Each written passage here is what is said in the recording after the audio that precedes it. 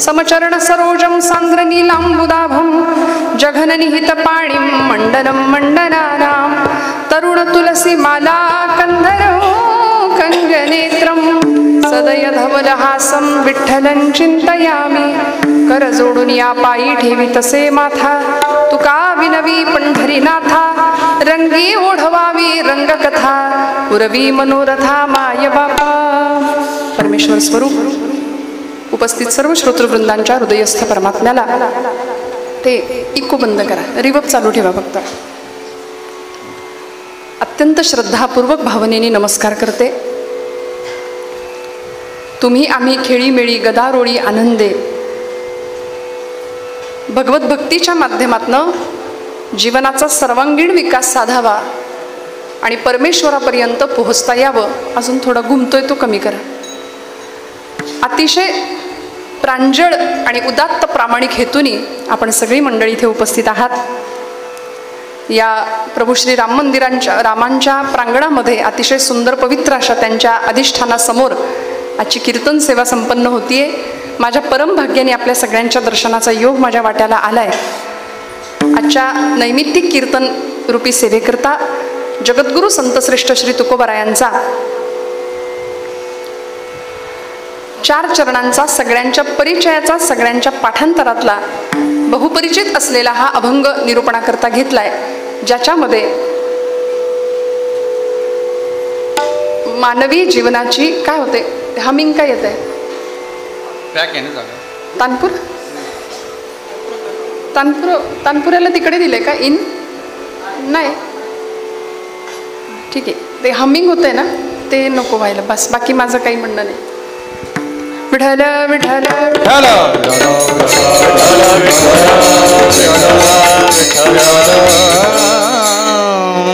बहुपरिचित असा सगळ्यांच्या पाठांतरातला 4 चरणांचा तुकोबरायांचा अभंग, की ज्या अभंगामध्ये मानवी जीवनाचं नश्वरत्व क्षणभंगुरत्व तुकोबराय सिद्ध करतात आणि अतिशय प्रांजळपणे मनुष्य प्राण्याला उपदेश करतात की हे मानव प्राण्या, मिळालेलं आयुष्य सार्थकी घालवण्याकरता आणि परमेश्वराला आवडेल असं जगण्याकरता नेमकं काय केलं पाहिजे याचं मार्गदर्शन तुकोबराय या अभंगात करतात. विठ्ठल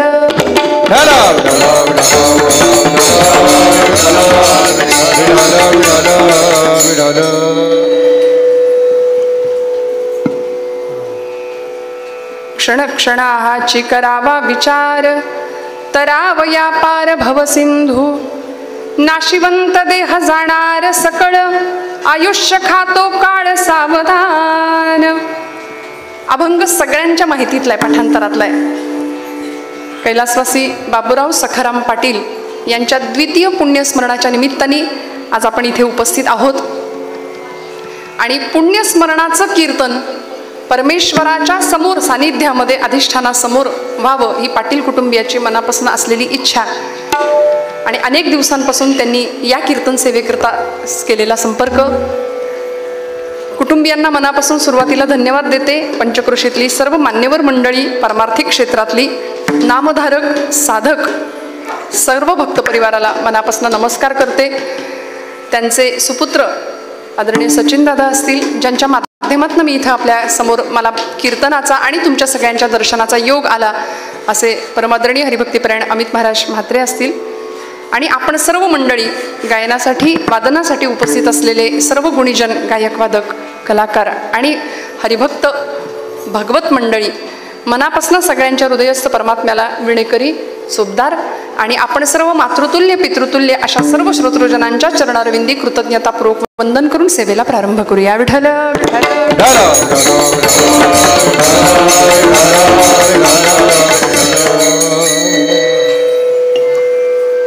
पुण्यस्मरणाचं कीर्तन हे गेलेल्या व्यक्तीसाठी असतंच, पण त्याहीपेक्षा आहेत त्यांच्यासाठी जास्त असतं. म्हणून तर महाराज म्हणाले ना, गेले ते गेले पण आता तरी पुढे हाची उपदेश नका करू नाश आयुष्याचा. या इहलोकामध्ये आलेल्या प्रत्येक जीवाला इथून जायचंय हे त्रिकाला बाधित सत्य इकोबंद. इथं आलेल्या प्रत्येक जीवाला इथून जायचंय. कुठून येतोय तो आवाज? तो ह्याच्यामुळे घुमतोय का सभा मंडपामुळे? बर बरं आता ठीक आहे, चला चालेल, चालू द्या. आपल्या सगळ्यांना हे मान्य आहे का की आपल्याला सगळ्यांना इथून जायचंय? सगळ्यांना मान्य आहे. कुणी जर असं म्हणेल मी जाणारच नाही, तर परमेश्वराच्या त्या सुसूत्रपणे चाललेल्या नियमामध्ये आपण खंड पाडू. खो खोचा डाव जर रंगला असेल, आता खो खो मुलं खेळत नाहीत, पण खो खोच्या खेळामध्ये ज्याला खो बसलाय त्याला उठावं लागतं, आणि तो जर उठला नाही तर डाव मोडून जातो, खेळ मोडून जातो. तसा 2 घडीचा डाव त्याला जीवन ऐसे नाव. मग या सगळ्या जीवनपटावरती परमेश्वराने स्वतंत्र अस्तित्व म्हणून आपल्याला जन्माला दिलं. मी माझं अस्तित्व, माझा देह, माझा परिवार म्हणून या जगामध्ये वावरतोय किंवा वावरतीये. मग एवढ्या मोठ्या ब्रह्मांड नायकांनी ब्रह्मांडाच्या पसाऱ्यामध्ये तुम्हाला मला स्वतंत्र अस्तित्व दिलं, जन्म दिला म्हटल्यानंतर त्याची तुमच्या माझ्याकडून काहीतरी अपेक्षा आहे. एवढी जाणीव पक्की मनामध्ये ठेवावी आणि मग थोडासा विचार करावा. कारण मनुष्य प्राणी, मनुष्य जीवन हे इतर पशूंपेक्षा वेगळं आहे. आहार निद्रा भयमैथुनंच सामान्यमेतत् पशुभिर्नराणाम. आहार निद्रा भय आणि मैथुन या 4 गोष्टी पशूंच्यात आणि मनुष्याच्यात अगदी सारख्या आहेत, पण त्या पलीकडे जाऊन मानवाला परमेश्वराने एक वेगळी देणगी दिली, आणि ती देणगी म्हणजे बुद्धिमत्ता. कर्मेंद्रिय, ज्ञानेंद्रिय, जे दिसत नाही असं 11 इंद्रिय असलेलं मन नावाचं इंद्रिय, आणि त्या पलीकडे जाऊन बुद्धी. 8 प्रकृतींमध्ये याची गणना आहे. 5 कर्मेंद्रिय, 5 ज्ञानेंद्रिय, मन, बुद्धी ही सगळी भगवंताच्या चरणावर समर्पित करायची. आणि जी बुद्धी परमेश्वराने माणसालाच फक्त दिली आहे, दुसरं कोणाला नाही दिली आहे. त्या बुद्धीचं सामर्थ्य किती मोठं आहे माऊलींनी सांगितलं. बुद्धीचे वैभव अन्य नाही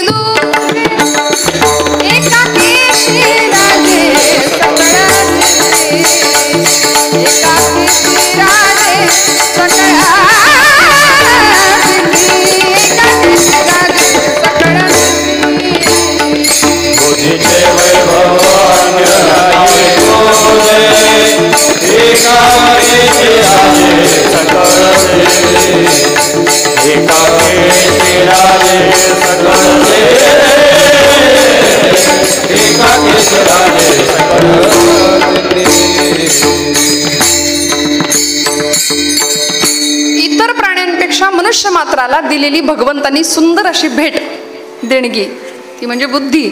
आणि या बुद्धीचं सामर्थ्य असं आहे की या बुद्धीच्या जोरावर आपण काय करू शकतो. बुद्धीचे वैभव अन्य नाही दुजे एका केशीराजे सकळ सिद्धी. ही बुद्धी आम्हाला त्या केशीराजापर्यंत म्हणजे भगवंतापर्यंत घेऊन जाते.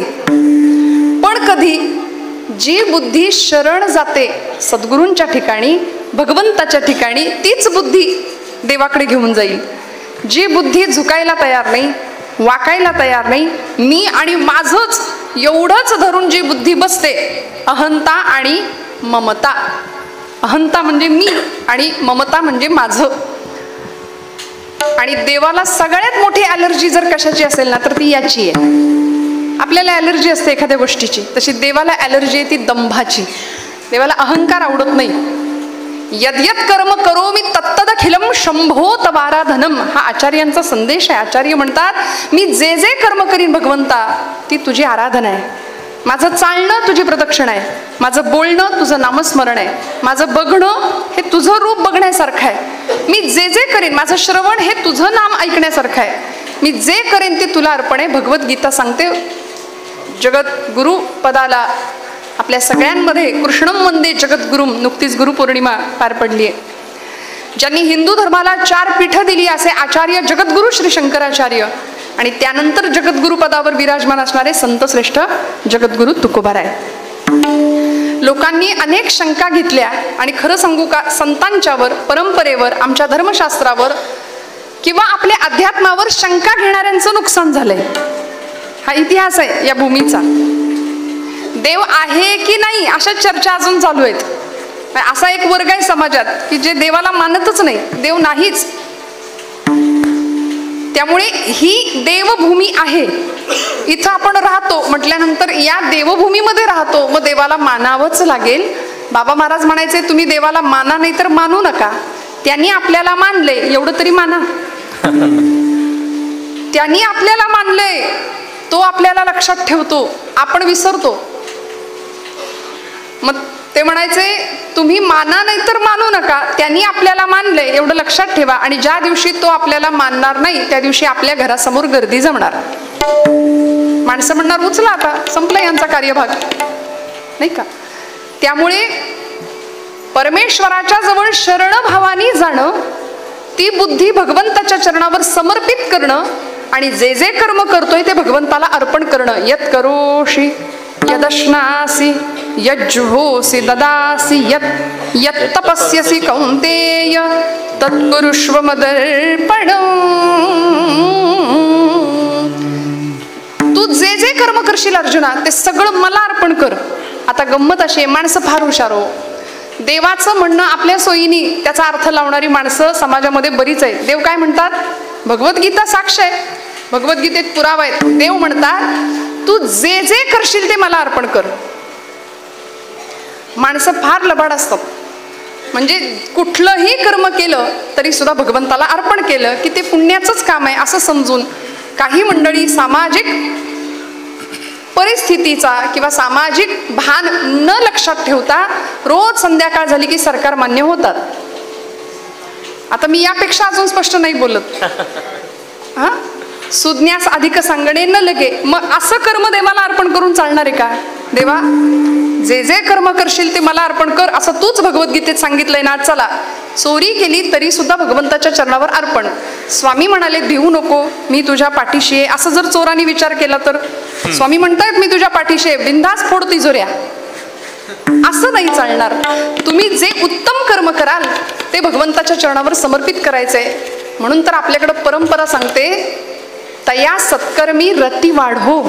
माऊली सांगतात भूता परस्परे पडो मैत्र जीवांचे. सत्कर्म शब्द संतांनी वेळोवेळी वापरला.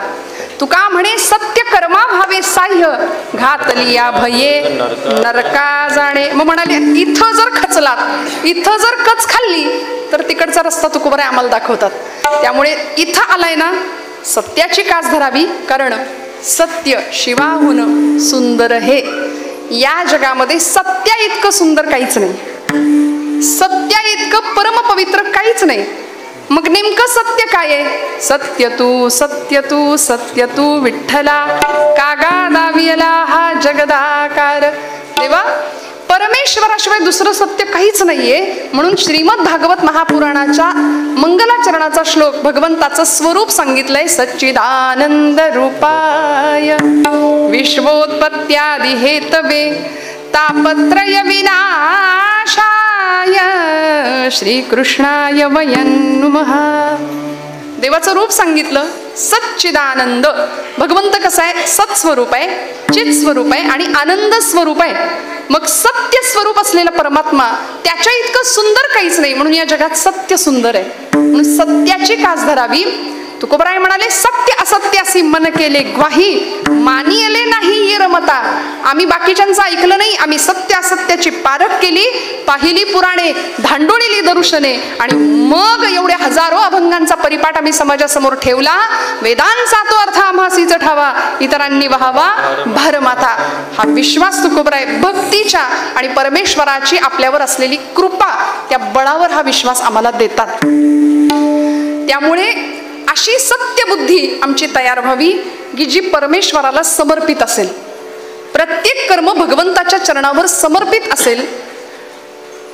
बुद्धीचा निश्चय असा व्हावा की मी म्हणजे देह नाही, देहामध्ये असणारा जो कोणी आहे तो म्हणजे मी आहे. आणि तो मी म्हणजे वेदांताच्या भाषेत त्याला कुटस्थ चैतन्य असं म्हटलंय की तोच चैतन्य, तोच परमात्मा. त्याला माऊलींनी नाव दिलं जीवीची या जीवा प्रेम भावाची या भावा. जीवीची या जीवा प्रेम भावाची या भावा. जीवीची या जीवा प्रेम भावाची या भावा. जीवीची या जीवा प्रेम भावाची या भावा. तुझ वासुनी केशवा, तुझ वासुनी केशवा अनुसरणी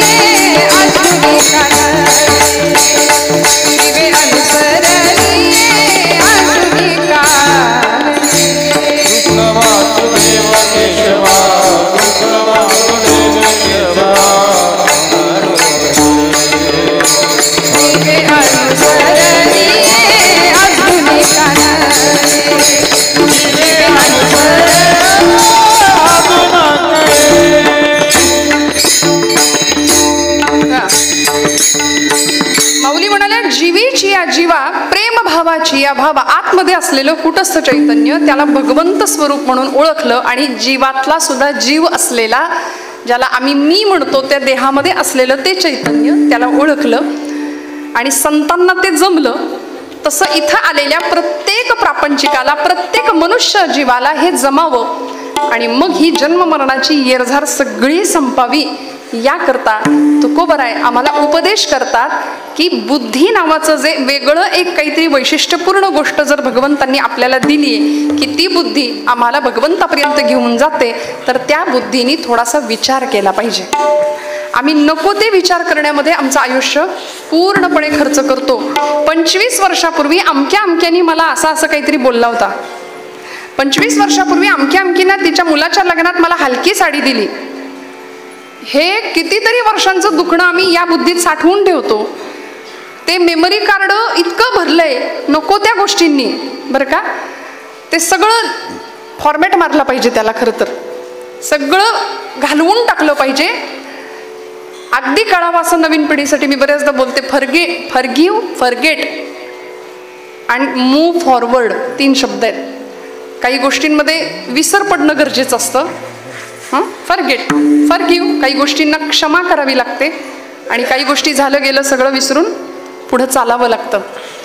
हे ज्याला जमलं त्याला आयुष्याचं गणित जमलंय, त्याला आयुष्य जगायला जमलं. त्यामुळे काही गोष्टी विसरता आल्या पाहिजेत. बुद्धीमध्ये नको त्या गोष्टींचा कचरा भरून ठेवला आपण. मला असं वाटतं हे काही डस्टबिन आहे का हो आमचं? डस्टबिन मध्ये आम्ही कचरा भरतो. आम्ही नको त्या विचारांचा कचरा या बुद्धीमध्ये आणून ठेवला. परिणामी ज्या बुद्धीने केशीराजाचा किंवा भगवंताचा विचार करायला पाहिजे असे ज्ञानोबराय सांगतात, ती बुद्धी नको त्या विचारांनी अक्षरशः ग्रासली गेली आणि सर्व नाशाला, स्वतःच्याच नाशाला कारण ठरली. हे मन आम्हाला त्या बुद्धिनाशापर्यंत घेऊन जातं. त्यामुळे मनाची शुद्धता, चित्ताची शुद्धता आणि मग बुद्धी भगवंताच्या चरणावर नेण्याचा मार्ग आम्हाला संतांनी सुलभ पद्धतीने सांगून दिलाय. बस म्हणाले आता थोडीशी गरज आहे त्या बुद्धीने विचार करायचा आहे.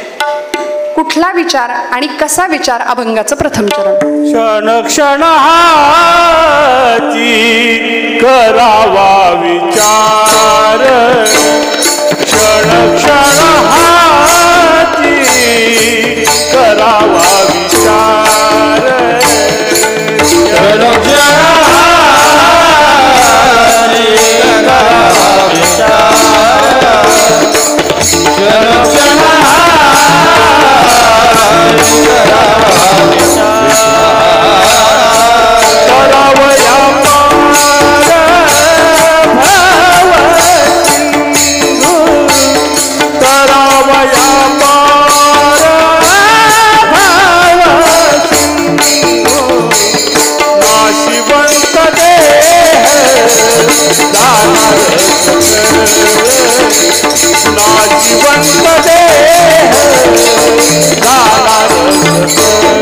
तुकोबरायांनी विचार सांगितला आम्हाला.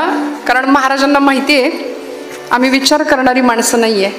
संतांनी विचार केला, महापुरुषांनी विचार केला, म्हणून आचार्यांना सुद्धा आम्हाला सांगावं लागलं. उपादानम किमस्तिह विचार सोयमी दृशः कोहम कथमिदम जातम को वै कर्तास्य विद्यते. मी कोण, मला कुठं जायचंय, मी कुठून आलोय, हा विचार इथं आल्यानंतर मनुष्याने पहिला करावा. पण तो कधी करावा? अमुक वेळी करावा का? सकाळी उठल्याबरोबर, दुपारच्या वेळी, संध्याकाळच्या वेळी नाही. क्षण क्षणाहाची करावा विचार. प्रत्येक क्षणाला, प्रत्येक श्वासाला या जीवानी हाच विचार करावा. म्हणून तुकोबरायांनी चकार वापरला. हाची, क्षणोक्षणी हा असं म्हणता आलं असतं महाराजांना, पण महाराज म्हणले नाही, हा विचार सोडून दुसरं काहीच करू नका. कारण हा विचार तुमच्या जीवनाला खऱ्या अर्थी पथप्रदर्शन, उत्तम जीवनाला मार्गदर्शन केल्याशिवाय राहणार नाही. म्हणून सुंदर विचार सांगितला. क्षणक्षणा हाची करावा विचार. कशा करता? त्यांनी काय होणार आहे? तरावया पार भव सिंधू. ही भवरूपी, ही भवनदी आहे, हा संसार आहे आणि हा संसार रूपी सागर पार करण्याकरता आम्हाला एक विचार करावा लागेल, महाराजांचं म्हणणं आहे. आणि तो विचार कधी? क्षणक्षणाची, प्रत्येक क्षणाला असा विचार करायचा. हा भवसागर म्हणजे नेमकं काय आहे? त्या भवसागरातून पार करणारा भगवंत आहे आणि सद्गुरू आहेत. तेषामहं समुद्धर्ता मृत्यु संसार सागरात भवामि न चिरात् पार्थ मय्यावेशित चेतसाम. मी तुम्हाला या मृत्यूरूपी सागरातून बाहेर पाडणारे किंवा पार करून नेणारे असं जगद्गुरु भगवान गोपालकृष्ण सांगतात. संत आम्हाला या सगळ्यात सद्गुरु वाचोनी सापडेना सोय. भगवंताशिवाय किंवा सद्गुरूंशिवाय आम्हाला तारणारं कुणी नाही. त्यामुळे या सगळ्या भवसागरातनं पार व्हायचं असेल तर प्रत्येक क्षणाला आमच्याकडून विचार व्हावा. काय विचार झाला पाहिजे? जन्माला आलेलो हे शरीर, या मृत्यू लोकामध्ये आम्हाला प्राप्त झालेला हा नरदेह एक दिवस जाणार आहे. हे एकदा मनात पक्क बसलं ना का मग मिळालेलं आयुष्य लिमिटेड आहे, सीमित आहे, थोडंसंच आहे. कधी काय घडेल माहिती नाही, थोड्या वेळानंतर काय घडेल माहिती नाही. माहिती आहे का आपल्या सगळ्यांना? आता काही वेळानंतर नक्की काय घडणार आहे आम्ही भविष्य नाही जाणू शकत. बघा ना, माणूस स्वतःच्या सुरक्षेचा फार विचार करतो मंडळी. आम्ही छान सुरक्षित राहिलो पाहिजे. दोन गोष्टींचा हव्यास कायम असतो. सुख माणसाला हवंय पहिली गोष्ट, आणि दुसरी गोष्ट माणूस मृत्यूला घाबरतो. मरण नको, मृत्यू नको, पण जे जगातलं अटळ असलेलं सत्य आहे तेच आम्हाला नको आहे असं म्हणून चालणार नाही. मृत्यू नको असं म्हणणारी माणसं म्हणजे आम्ही सगळेच जीव मृत्यूला खूप घाबरतो. म्हणून अविनाश करी आपुलिया ऐसे महाराज म्हणाले, लावी मना पिसे गोविंदाचे. भगवंत स्वतः चिरंतन आहे, शाश्वत आहे, अविनाशी आहे. मग अविनाशी असलेल्या भगवंतासारखं तो आम्हाला बनवून टाकणार आहे. मग आम्ही मृत्यू भयापासून पण लांब राहू आणि खऱ्या अर्थी अमरत्व प्रदान आम्हाला झाल्याशिवाय राहणार नाही. त्यामुळे इथं आलेला जीव प्रत्येक वेळी मरणाला घाबरतो. कुठल्या क्षणी काय घडेल आम्हाला माहिती नाही. माणूस स्वतःला खूप जपतो. म्हणून टू व्हीलरवर प्रवास करणारी मंडळी म्हणतात, नको बाबा ॲक्सिडेंट होईल, आपलं फोर व्हीलरमधनं जाऊया. फोर व्हीलरमध्ये काही ॲक्सिडेंट होत नाहीत का? होतात. मी नकारात्मक बोलते असं समजू नका.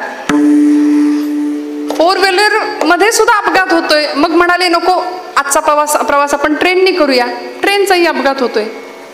म्हणाले नको विमानाने प्रवास करू, आता विमानाचाही बघितलं आपण. ठीक आहे, काहीच सांगता येत नाही, कशाचाच भरोसा नाही. बरं म्हणले कुठंच नको जायला, सगळीकडे बाहेर पडलं की भीती, आपल्या घरातच बसूया. झाला भूकंप, भूकंप नाही झाला, घरात बसूया, काहीच नको, साधं ठेच लागून सुद्धा माणूस जातो. ज्याची वेळ आली त्याला जावंच लागतं, निमित्त कुठलंही कारण ठरतं.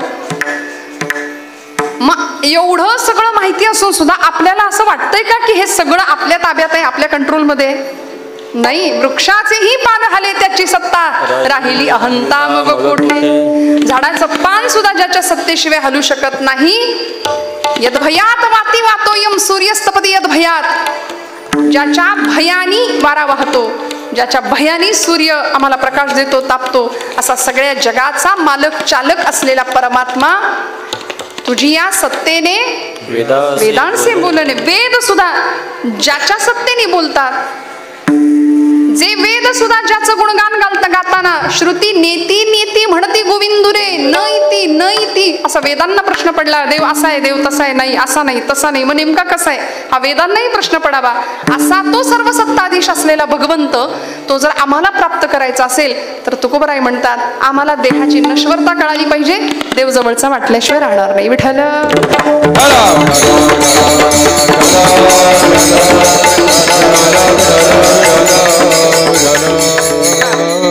जन्माला आलेला जीव 3 पटांमध्ये जीवन जगतोय. बालस्तावत क्रीडासक्त, चरपट पंजरीमध्ये आचार्य म्हणाले तरुणीस्तावत तरुणी रक्त, वृद्धस्तावत चिंतामग्न, परे ब्रह्मणी कोपी न लग्न. बालपण कशात गेलं? खेळण्यात निघून गेलं, नाही कळलं, निरागस अवस्था आहे, फार विचार नाही मंडळी करत. तरुणपण ज्या वयामध्ये रग आहे, ज्या वयामध्ये काहीतरी करण्याची ताकद आहे, ते वय असंच मजा मस्ती करण्यामध्ये निघून गेलं, विषयांच्या आहारी जाण्यामध्ये निघून गेलं, व्यसनांच्या आहारी निघून गेलं. तरुणीस्तावत तरुण रक्त, वृद्धस्तावत चिंतामग्न, आणि म्हातारपण गेलं चिंतेमध्ये. परवा एक आजोबा भेटले, म्हणलं कसं काय चाललंय, बरं आहे का? आता संसारी माणूस एकमेकांना पहिला प्रश्न हाच विचारतो. तुम्ही काय विचारता? खूप दिवसांनी माणसं भेटली की आपण काय म्हणतो? बरं आहे. पुढचं माणूस उत्तर देतं बरंच म्हणायचं. जणू काही सगळ्या जगाचं टेन्शन आपल्यालाच आहे, बरंच म्हणायचं. आणि असं जर पुढच्या माणसाने चेहरा केला की विचारणाऱ्याला फार बरं वाटतं, म्हणजे आपलंच बिघडलंय असं नाही. संसारी माणसं अशीच असतात बरं का, एकमेकांना चाचपण्याचं काम करतात संसारी माणसं. त्यामुळे काय विचार करायचा, आम्हाला इथून जायचंय. बालपण खेळण्यामध्ये जाते, तरुणपण विषयांच्या धुंदीमध्ये जाते, म्हातारपण चिंता करण्यामध्ये जाते. त्या आजोबांना मी विचारलं, बाबा कसली चिंता लागली आहे तुम्हाला? निर्जीवम दहते चिता आणि सजीवम दहते चिंता. निर्जीव माणसाला चिता जाळते, पण सजीव माणसाला चिंता. म्हणून चिंता नाही करायची, विचार करायचा. चिंता नाही करायची, चिंतन करायचं. कारण चिंता चितेकडे घेऊन जाईल आणि चिंतन चैतन्याकडे घेऊन जाईल. विठ्ठल.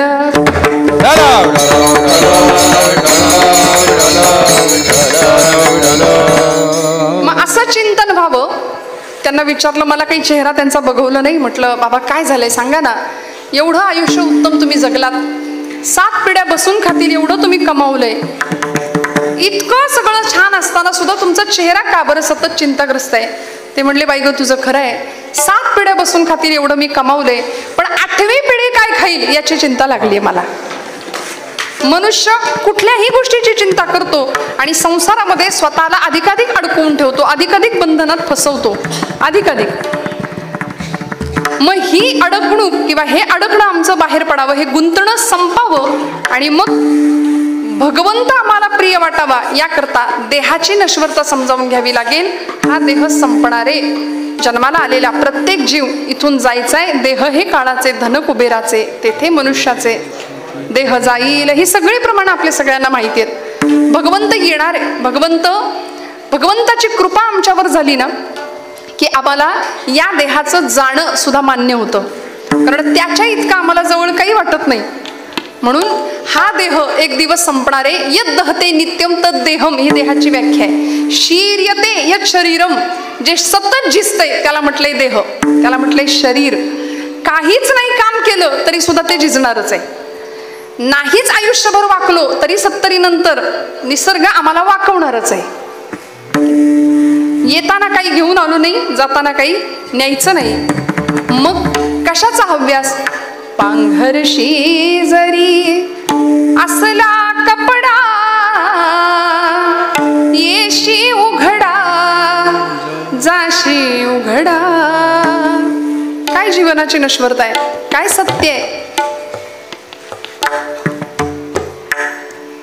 जन्माला आलेला प्रत्येक जीव इथून जाण्याकरता जर आलाय ना, आपल्याकडे लग्न समारंभामध्ये बस्ता बांधण्याची पद्धत आहे का इथे, आहे की नाही? दुकानामध्ये आम्ही जातो, नवनवीन कपडे खरेदी करतो. नवरा नवरीसाठी लाखो रुपयांची खरेदी केली जाते.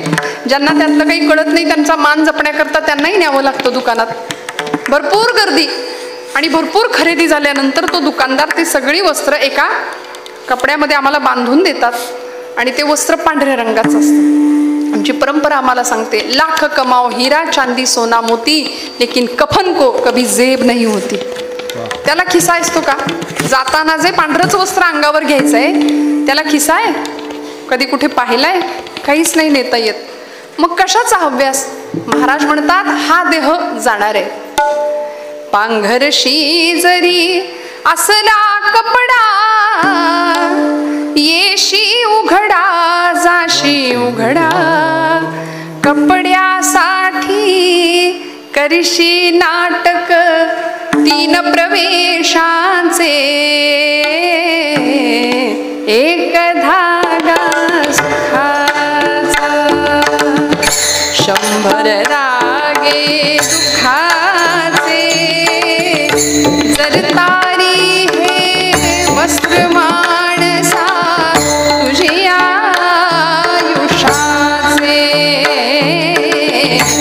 एक धागा सुखाचा.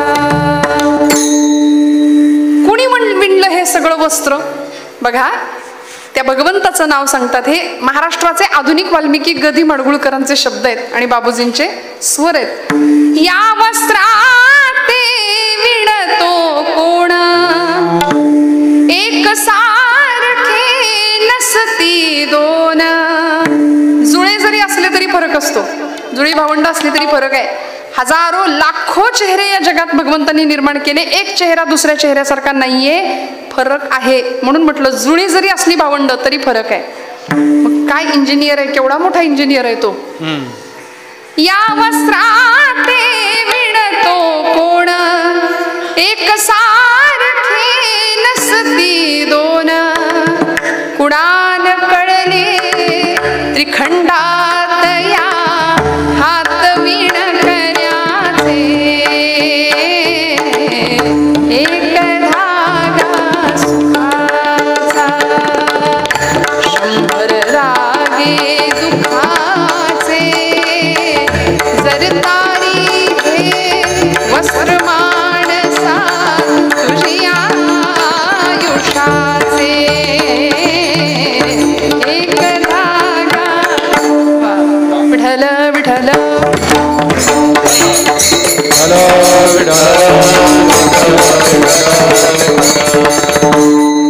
इथं आल्यानंतर सुखाचा एक धागा मिळेल, 100 धागे सगळे दुःखाचे आहेत. तुम्ही सुखाची अपेक्षा करण्याकरता सुखाचं नाणं उचलायला गेला तर त्याच्यामागे दुःखाचा काटा आपोआप आहे. त्यामुळे इथे सुखाची अपेक्षा करणं म्हणजे मामासाहेब दांडेकर म्हणायचे, मिरच्यांच्या बाजारात जायचं आणि म्हणायचं जरा खव्याचे पेढे देता का हो किलोभर. आता मिरच्यांच्या बाजारात तुम्ही आलात म्हटल्यानंतर तिथे ठसकाच लागणार आणि तिथे डोळ्यात पाणीच येणार, आहे की नाही.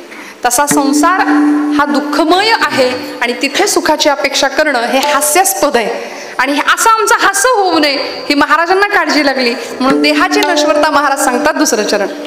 नासिवंत देहा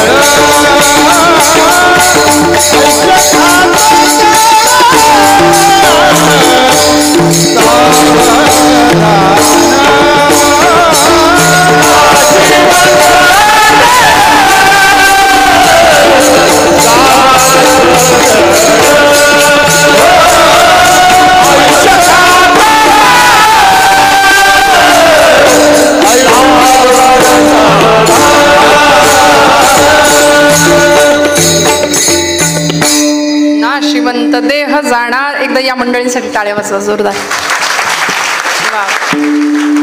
ती आहेत म्हणून कीर्तन आहे नाही का. लावणी श्रुती मृदंग टाळ घोष हे सगळं असेल तर कीर्तनाचा आनंद आहे. आणि मग समाधीचे सुख सांडाव वाळुनी ऐसा या कीर्तनी ब्रह्मरस. देवाला आवडेल अशी कथा आपल्याकडून घडावी ही त्याची इच्छा असते. म्हणून तुका म्हणे कथा देवाचेही ध्यान समाधी लावून उभा असे. देव कीर्तनात नाचतो येतो डोलतो तसा देव कीर्तनात समाधी लावून उभा असतो. हे संतांचं म्हणणं आहे. म्हणून कीर्तनात श्रद्धेने बसावं बरं का. हा आता ती बया येते कीर्तनात येते की लोक आम्हाला भेटतात. ताई यूट्यूबवरचं कीर्तन रोज ऐकतो. तुमचं कीर्तन ऐकल्याशिवाय झोप लागत नाही. मला बरेच दिवस महाराज कळेना ही कमेंट मी पॉझिटिव्ह घेऊ की निगेटिव्ह घेऊ नक्की. कारण नामदेव नामदेवांच्या कीर्तनात देव नाचत होता, लोक डोलत होते. अहो इतका आनंद. होय अंग हरिरूप या पदाला नेणारं हे कीर्तन आहे. म्हणून परिवाराला धन्यवाद का द्यायचे? दुसरा कार्यक्रम अनेक मंडळी करतात, पण इथे नामासमोर आपल्या वडिलांच्या स्मृतीप्रित्यर्थ भजन पूजन नामस्मरण अर्चन घडावं ही या परिवाराची धारणा आहे. आणि पहिलं पुण्यस्मरण तेवढ्यावर न थांबता दुसरं पुण्यस्मरण करावं आणि कायम भजन कीर्तनामध्ये आपण राहावं. पुढच्या पिढ्यांना हा वारसा आपल्याकडून सुपूर्त केला जावा. येथ वडील जे जे करीती तया नाम धर्म ठेवीती. बरे काकांच्या बद्दल मगाशी दादा बोलून गेले की दान सडळ हस्तानी करावं. इथे आल्यानंतर मी या जगाचं काहीतरी देणं लागतो, जगाचा तो भार आपुल्या शिरावर ऐसे थोडे तर वाटू द्या हो. अहो समाज बांधवांचं, देश बांधवांचं, या राष्ट्राचं, या मातीचं मी काहीतरी देणं लागतो हा विचारच आम्ही करत नाही. क्षण क्षणाहाची करावा विचार. हे सगळं संपणार आहे ना, तर मग अशा हाताने द्यावं की घेणाऱ्यांनी घेत जावं, देणाऱ्यांनी देत जावं आणि घेणाऱ्यांनी घेता घेता देणाऱ्याचे म्हणजे कापून घ्यायचे का इथून नाही, ती देण्याची वृत्ती घ्यावी.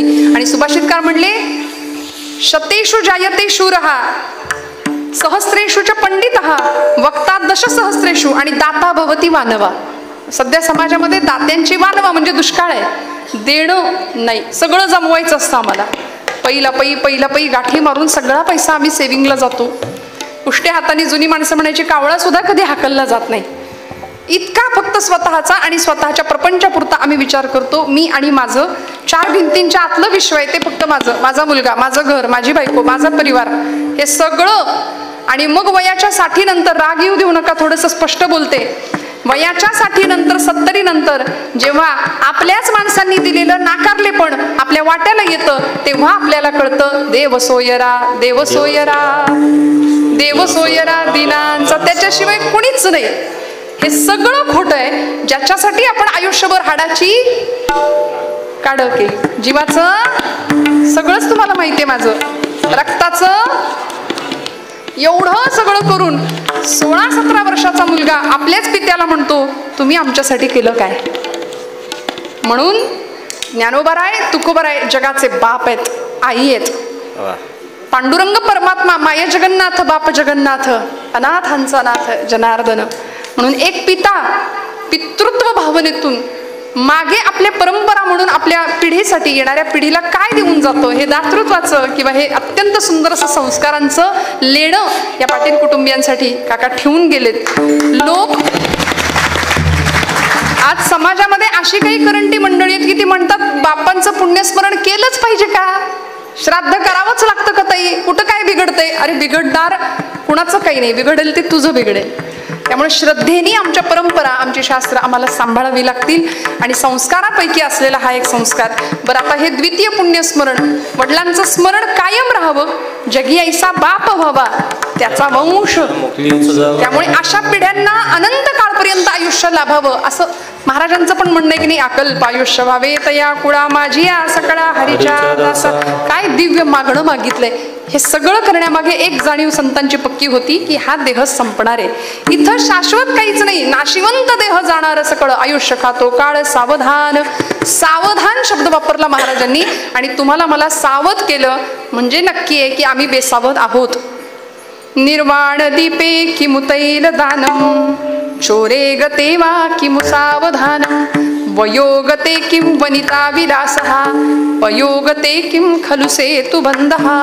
थोडक्यात सांगते, दिवा विझून गेल्यानंतर उपयोग नाही, दिवा विझण्यापूर्वी दिवा विझू नये याची काळजी घेणं म्हणजे सावध असणं. विठ्ठल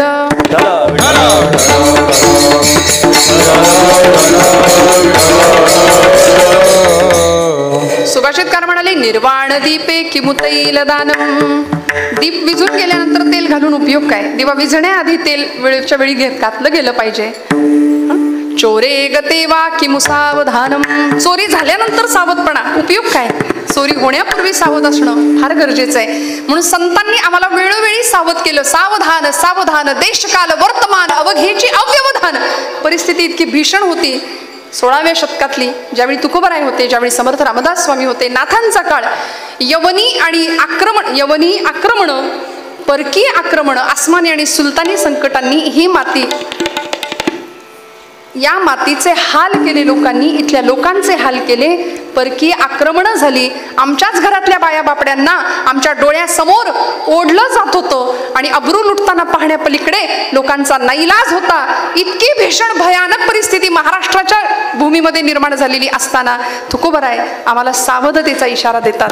भक्तीचा आणि शक्तीचा सुरेख संगम या महाराष्ट्रामध्ये होतो. म्हणून आमचा प्रत्येक वारकरी हा धारकरी सुद्धा असतो. हातामध्ये टाळ असतो. वेळ आलीच तर भजनही होईल आणि मग वारकरी असं म्हणून आम्ही शस्त्रही हातामध्ये घेऊ शकू. त्यामुळे सावधतेचा इशारा आहे. मग सावध कुठल्या कुठल्या बाबतीत व्हायचं? धर्माच्या बाबतीत आम्ही सावध असावं. आमच्या देश संरक्षणाच्या बाबतीत सावध असावं. देवळातला देवच ज्यांच्यामुळे सुरक्षित राहिला असे छत्रपती शिवाजी महाराज हिंदवी स्वराज्य संस्थापक तुकोबरायांच्याकडून दीक्षा घेतात धर्माची, शक्तीची, भक्तीची. आणि मग तुकोबराय सांगतात, ना शिवंत देह जाणार सकळ आयुष्य खातो काळ सावधान. हे सावधपण तुमच्या माझ्या रक्तात आलं पाहिजे, माहिती असलं पाहिजे. पण काय होतं, एखादा आमच्या घरातलं मनुष्य किंवा आमच्या परिवारातलं मनुष्य निघून गेलं की त्याला आम्ही सोडवण्याकरता कुठे जातो? शेवटचा निरोप द्यायला आपण घाटावर जातो, स्मशानात जातो. धर्मराजानी यक्ष प्रकरणामध्ये त्या यक्षराजानी धर्माला महाभारतामध्ये प्रश्न विचारला की अहन्य हनी भूतानी गच्छन्ति यम मंदिरम तेषा स्थिरत्वमिच्छन्ति किमाश्चर्यम तत्परम. जगातलं सगळ्यात मोठं आश्चर्य काय आहे धर्मा? आणि युधिष्ठिराने उत्तर दिलं, म्हणाले, महाराज, या जगातलं सगळ्यात मोठं आश्चर्य एकच आहे की माणसाला माहिती आहे की आपल्याला एक दिवस इथून निघून जायचंय, तरी सुद्धा मनुष्य मृत्यूला घाबरतो. हे जगातलं सगळ्यात मोठं आश्चर्य. अजून सांगू का? तर मला सांगतात की एखाद्या जीवाला किंवा एखाद्या मनुष्याला गेल्यानंतर त्याला निरोप देण्याकरता सगळा आप्तेष्ट नातेवाईक परिवार तिकडे जातात. यम मंदिरम, ते यमाचं मंदिर आहे, घाटावर जातो आपण.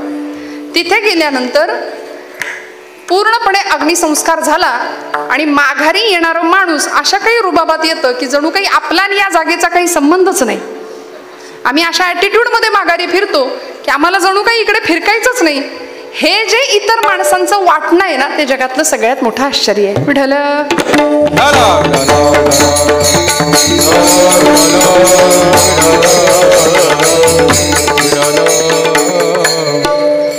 त्यामुळे या गोष्टीची सतत जाणीव ठेवावी. बरं, आता देहाची नश्वरता कळली, विचार नेमका करायचे हेही तुकोबरायांनी आम्हाला सांगून ठेवलं.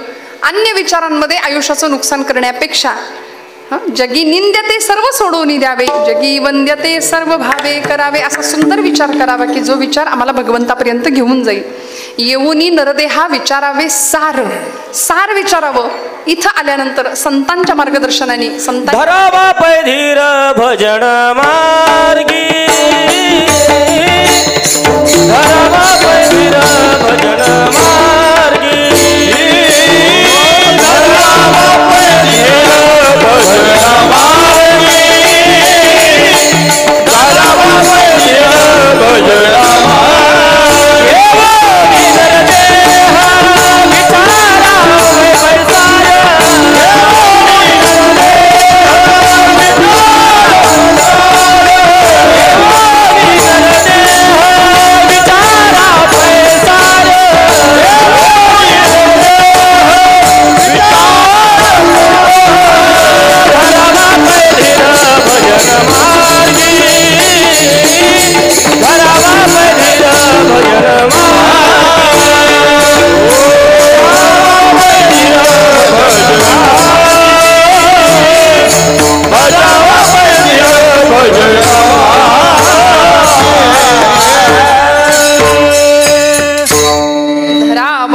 धीर भजन मार्गी. सार विचारलं पाहिजे, क्षणक्षणाला विचार केला पाहिजे. देह नश्वर आहे, देह जाणारे, हा विचार केला पाहिजे. आणि हाच विचार भगवद्गीतेच्या माध्यमातून, ज्ञानेश्वरीच्या माध्यमातून संतांनी आम्हाला दिला. अर्जुनाला भगवंत सांगतात, तरी झडझडोनी महिला निघ, ये भक्तीची वाटे लाग, तै पावसी अव्यंग निजधाम माझे. किती विचार करायचा? यया आठा प्रहरा माझारी, तरी गा तू ऐसे करी, यया आठा प्रहरा माझारी, मोटके निमिषभरी दे तू जाच. क्षण क्षण आयुष्यातला अत्यंत महत्त्वाचं आहे याची जाणीव तुकोबराय आम्हाला देतात. आणि मग हे सगळं कळण्याकरता माणसाला कळतच नाही. आजारी पडल्यानंतर आम्ही आपल्या मनाने औषधं घेतली तर जमतं का? आजारी पडलो की आम्ही तो डॉक्टर नावाचा देव आम्हाला त्यावेळी आठवतो. आम्ही डॉक्टरकडे जातो. डॉक्टर आम्हाला प्रिस्क्रिप्शन लिहून देतात, अमुक अमुक गोळ्या एवढ्या एवढ्या दिवसाचा कोर्स करा. आपण ते घेऊन येतो. डॉक्टरांना असं नाही म्हणत याच गोळ्या मी काळ खायच्या, नाही का? विश्वास ठेवतो आणि मेडिकलमध्ये जाऊन गोळ्या घेऊन येतो. घेऊन आल्यानंतर देवापुढं ते सगळी औषधं ठेवतो आणि त्याला आपला हळदी कुंकू वाहतो. नाही ना, ती औषधं घेतो, आपण सेवन करतो. 4 दिवस 10 दिवस जो काही कोर्स असेल तेवढा आपण पूर्ण करतो. का? कारण आमचा विश्वास आहे तिथे गुण येणार आहे. मग एखाद्या डॉक्टरवर आम्ही विश्वास ठेवतो, डॉक्टरच्या औषधाचा गुण येणार आहे हा आम्हाला विश्वास असतो. एखादा अंतराळवीर जातो अंतराळामध्ये, तो सांगतो मंगळावर अमुक अमुक आहे, सॅटेलाइट्सद्वारे चित्र पाठवली जातात. आम्ही विश्वास ठेवतो खरंच चंद्रावर अमुक असलं पाहिजे, मंगळावर अमुक असलं पाहिजे. आम्ही अंतराळवीरावर विश्वास ठेवतो, शास्त्रज्ञांवर विश्वास ठेवतो. एवढंच कशाला, कुणी जर विषाची बाटली आपल्या समोर धरली आणि सांगितलं हे विष आहे बरं का, आणि हे प्यायलं तर माणूस मरतो. महाराज मला म्हणतील का बघू बरं 2 थेंब मला पिऊन बघू दे. माझा नाही विश्वास हे विष आहे. विष पिण्याआधी आपण त्याच्यावर विश्वास ठेवतो की विषाने माणूस मरतं. भले त्या बाटलीत विष नसलं तरी सुद्धा आम्ही त्या बाटलीवर ही विषाची बाटली आहे कोणी सांग, आम्ही विषावर सुद्धा विश्वास ठेवतो. आम्ही सगळ्यावर विश्वास ठेवतो, पण आम्ही संतांवर विश्वास ठेवत नाही.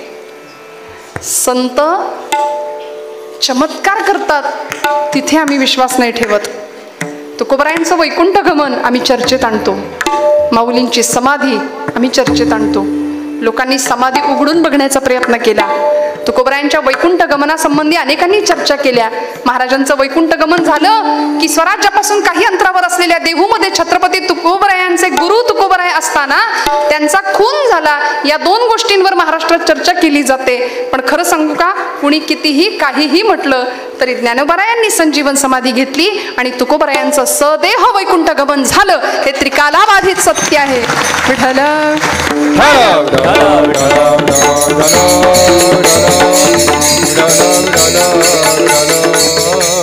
आमचं भावविश्व तेवढं समृद्ध नाही ना, म्हणून आम्हाला इथे संदेह वाटतो. आणि मी मगाशी एक विधान केलं होतं, शंका घेणाऱ्यांचं इथं नुकसान झालं. शंका घेणाऱ्या मंडळींचं इथं नुकसान. मग इथं श्रद्धेचंच काम आहे. इथं श्रद्धेचं काम आहे. बुद्धीने विचार करायचंय, पण ती बुद्धी विचार न करणारी बुद्धी ही असं म्हणतात वांझोटी असते. बुद्धी शरण न जाणारी बुद्धी ही वांझोटी असते. त्यामुळे शरण गेली पाहिजे बुद्धी कुठं? संतांच्या पायाशी. म्हणून एक मार्ग सांगितला 3रं चरण. संत समागमी धरावी आवडी, संत समागमी धरावी आवडी, संत समागमी धरावी आवडी, संत समागमी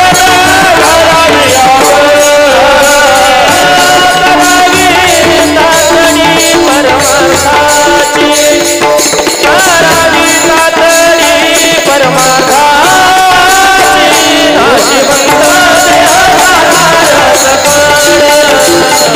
नाशिवंत देवाला सकळ, करावी तातडी परमार्थाची, करावी तातडी परमार्थाची, नाशिवंत देवाला सकळ, नाशिवंत देवाला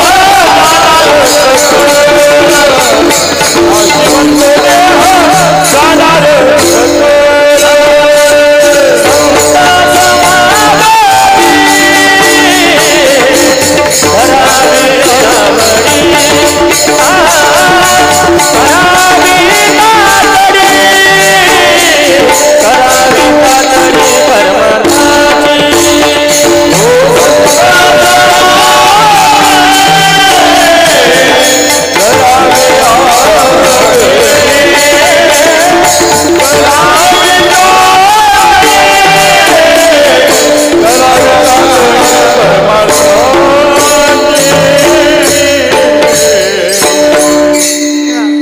संत समागमी धरावी आवडी. आमची आवड प्रपंचामध्ये आहे ना, ती प्रपंचातली आवड बाजूला व्हावी. परमार्थाची आवड निर्माण व्हावी आणि प्रपंचाची फक्त सवड असावी, सवडीचा प्रपंच आणि आवडीचा परमार्थ असावा. म्हणून संत समागमी धरावी आवडी, करावी तातडी परमार्थाची. तातडी शब्द वापरला कारण वेळच नाही, कुठल्या क्षणाला मृत्यूची झडप येईल, काळ आमच्यावर घालेल हे माहिती नाही. काळ देहासी आला खावो, काळ भगवंत या देहाला केव्हा घेऊन जाईल माहिती नाही. त्यामुळे संत समागमी धरावी आवडी, करावी तातडी परमार्थाची. तुकोबरायांनी संत सहवासाचं महत्व सांगितलं, संत समागम आम्हाला करायला सांगितला. त्याचमुळे देहाची नश्वरता आम्हाला जास्त स्पष्ट होणार आहे. संतांचा सहवास का करायचा? संतांच्या आयुष्यात असं काय आहे? संतांचा आचार काय आहे? संत काय जेवतात? संत काय विचार करतात? तुकोबराय म्हणाले, संतांचे भोजन अमृताचे पान, करीती कीर्तन सर्व काळ. संतांचा आचार काय? संतांचा विचार काय? संतांची आगावी प्रेमाचा सुकाळ, नाही तळमळ दुःखलेश. जिथं दुःखाला थारा नाही, विश्रांतीला वाटलं विश्रांती घ्यावी तर ती संतांच्या ठिकाणी जाते. दासबोधातलं वचन आहे, संत विश्रांतीची विश्रांती. तृप्तीला वाटलं, अजून तृप्ती म्हणजे नावाची तृप्ती नाही बरं कुणी, तृप्त जीवनाला किंवा तृप्तीला असं वाटलं की कुणाच्या जवळ जावं तृप्त होण्याकरता, तर संत तृप्तीची तृप्ती ना तरी भक्तीची फलश्रुती ते हे संत म्हणतात. संगत पंगत चुकली तरी चालेल पण संगत चुकता कामा नये. काय करते संगत आम्हाला? संगत आम्हाला जीवनमुक्त अवस्थेपर्यंत पोहोचवते. आचार्य म्हणाले, सत्संगत्वे निसंगत्वम, निसंगत्वे निर्मोहित्वम, निर्मोहित्वे निश्चलत्वम, निश्चलत्वे जीवनमुक्ती. संतांचा सहवास का करायचा? अनेक परीने आम्हाला संतांनी समजावून सांगितलं. भगवंत जर आकळायचा असेल, आकळावा श्रीपती येणे पंथे, इथं या मग संतांचे संगती मनोमार्गगती. आकळावा श्रीपती येणे पंथे, इथे आल्यानंतर भगवंत आम्हाला कळतो. संतांच्या सहवासात बसायचं, तातडीने परमार्थाला सुरुवात करायची. नंतर करू, मग बघू, रिटायरमेंट झाल्यावर बघू असं म्हणणारी माणसं कीर्तनाला येता का?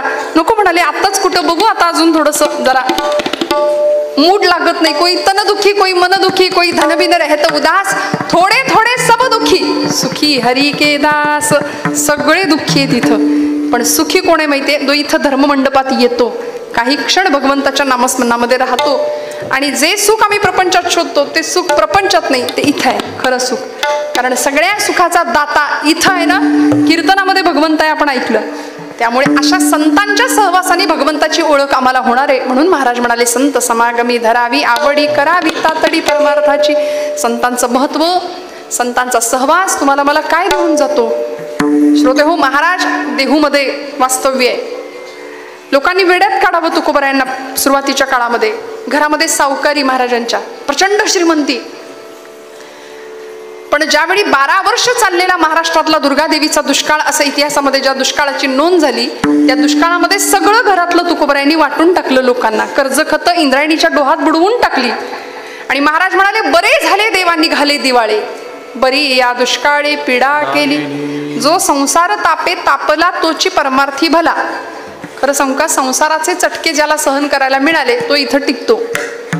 अजून सांगते, वेदना आम्हाला भगवंताकडे घेऊन जाते. संसाराची प्रतिकूलता परमार्थाची अनुकूलता ठरते. ब्रह्मचैतन्य गोंदवलेकर महाराज म्हणतात, ज्याचा संसार अडचणीचा आहे, ज्याचा संसार बिकट आहे, ज्याचा संसार संघर्षाचा आहे, त्याचा परमार्थ उत्तम असतो. विठ्ठल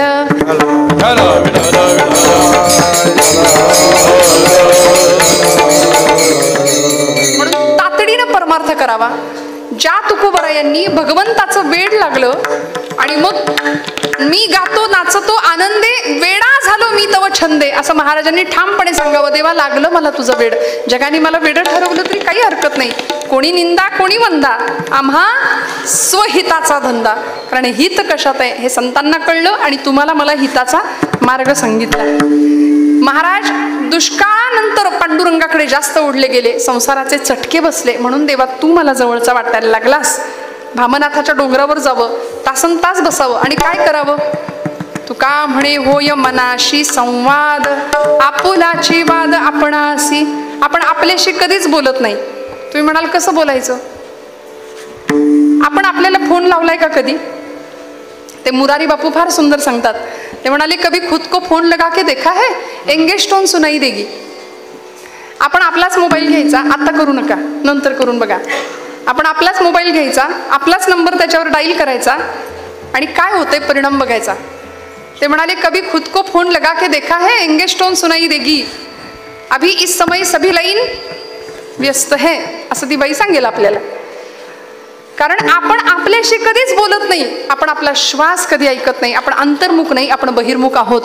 संतांनी आत डोकवायला सांगितलं, म्हणून लोकांत करायचाच, पण लोकांतापेक्षा एकांताला जास्त महत्व संतांनी दिलं. म्हणून महाराज काय, माऊली काय, सगळे संत एकांतात जायचे आणि मग एकांत केल्यानंतर हृदयस्थ सीताकांत प्रकट होतो. हा संतांच्या जीवनाचा संदेश होता.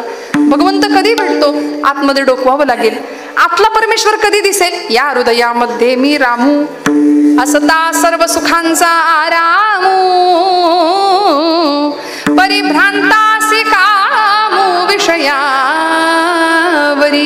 विषय चित्त मन झालं, आतला राम दिसेन असा झाला. आणि मग त्याची जर ओळख व्हायची असेल तर परत संतांकडे गेलं पाहिजे.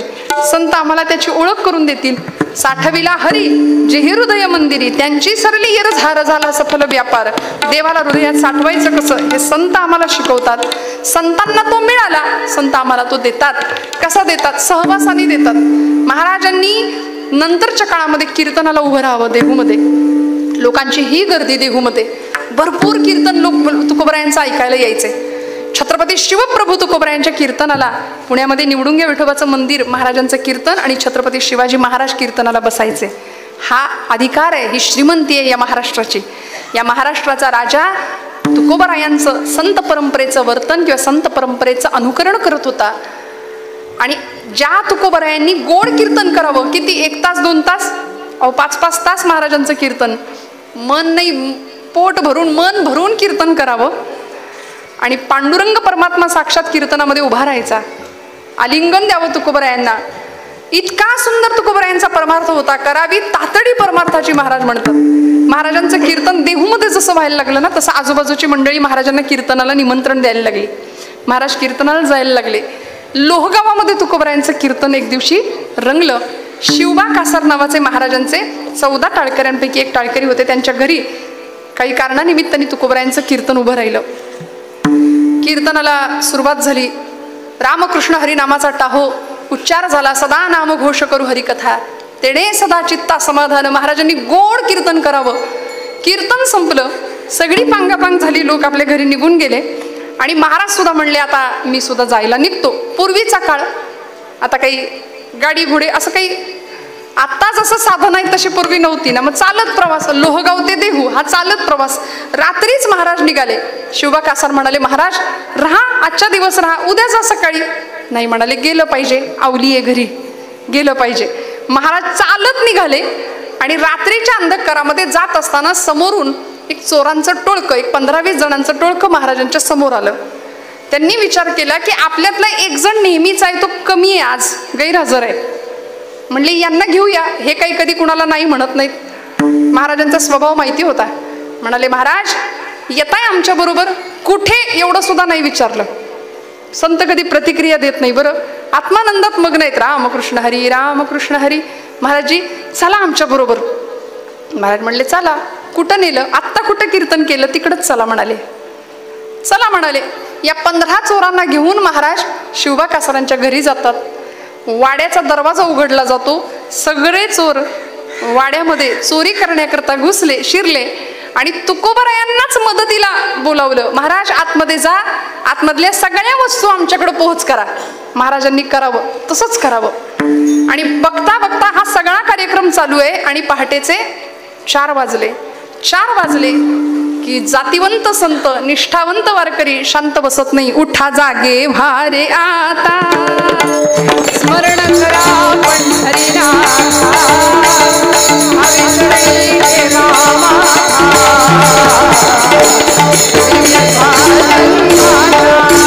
उठा जागे भारे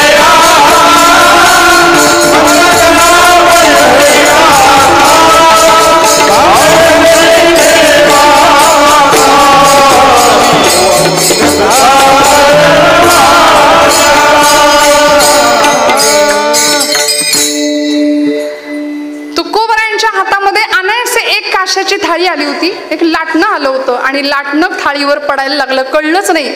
सुरू झाला महाराजांचा काकडा आणि महाराजांनी जसं उठा जागे भारे आता सुरू केलं तशी घरातली सगळी माणसं उठली. चोर म्हणले अरे अरे अरे कुठून दुर्बुद्धी सुचली, यांनाच घेऊन आलो इथं. सगळे म्हणाले आता झाली फजिती, जिथं जागा मिळेल तिथं लपून बसा. सगळे लपून बसले आणि तुकोबरायांचं भजन चालू झालं. शिवबा कासार महाराजांकडे आले, महाराज घरी गेलाच नाही. महाराज म्हणले गेलो होतो. मग परत कसे आला? सोबत कोण आले महाराज? महाराज म्हणले एकटा नाही आलो, सोबत आलेत ना. कोण कोण आले? दिंडी आली आहे म्हणाले माझ्यासोबत. 15-20 सगळे ते चोर, त्यांना नाईलाजानी लपलेल्या जागेवरून बाहेर पडावं लागलं. आणि मग आता काय, महाराजांबरोबर काकडा करावा लागला. तुळशीच्या माळा गळ्यात घालून घेतल्या, बुक्का कपाळाला लावून घेतला. संतांच्या सहवासात आल्यानंतर होका दुराचारी विषयी आसक्त संत कृपे त्वरित उद्धरती. ब्रह्ममूर्ती संत जगी अवतरले, उद्धराया आले दीनजना. म्हणून महाराज म्हणाले संतांचा सहवास मिळेल तिथं, मिळेल तेव्हा चांगल्या माणसांच्या संगतीत. संतांच्या बरं संत नाही भेटले आता, संतांचे ग्रंथ आहेत आमच्या जवळ. ज्ञानोबा, ज्याला आई नाही ना त्यांनी माऊलींच्या ज्ञानेश्वरीला हात लावावा, माऊलींकडे जावं. म्हणून आज सगळा महाराष्ट्र माऊलींच्या समाधीकडे जातो. माझी माऊली म्हणून कडकडून मिठी मारतो. पंढरीश पांडुरंगाला पाहिलं तरी डोळ्यातनं घळघळ नेत्राश्रू वाहतात. ज्ञानोबारायांना विचारावं, माऊली तुमच्या जीवनाचं ध्येय काय आहे? तुम्ही कशा करता इथं आलात? काय विचार केला हो माऊलींनी? तुकोबरायांनी सांगितला क्षणक्षणाहाची करावा विचार. पण माऊलींचा विचार काय होता? माऊली म्हणतात परमेश्वराने मला इथं पाठवलंय कशा करता? अवघाची संसार सुखाचा करीन. मी इथं आल्यानंतर माझं कर्तव्य मी हे करणारे आणि मग आनंदाचे आवारू मांडू जगा. जय जय वो शुद्धे उदारे प्रसिद्धे अनवरत आनंदे वर्षतीये. हे माझ्या जन्माला येण्याचं ध्येय आहे, हे माझं साध्य आहे. आणि मग हे इथलं साध्य पूर्ण झाल्यानंतर जाईन गे माये तया पंढरपुरा, जाईन गे माये तया पंढरपुरा.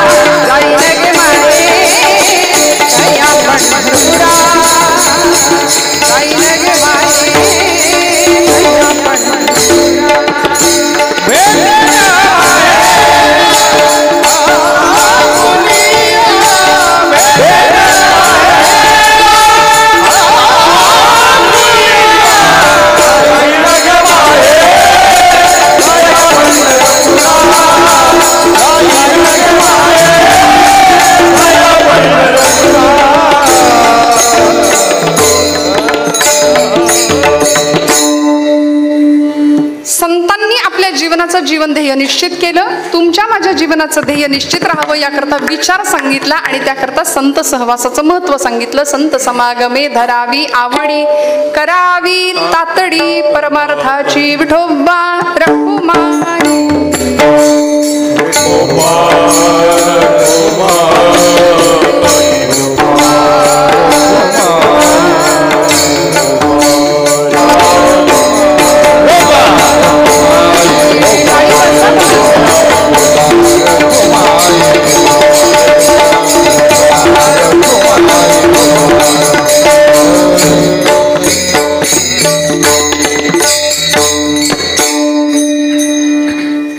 क्षणाहाची करावा विचार, तरावया पार भव सिंधू.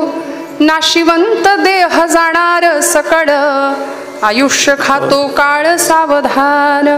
संत समागमी धरावी आवडी, करावी तातडी परमार्थाची, नाशिवंत देह जाणार सकळ, आयुष्य खातो काळ सावधान, विठ्ठल विठ्ठल.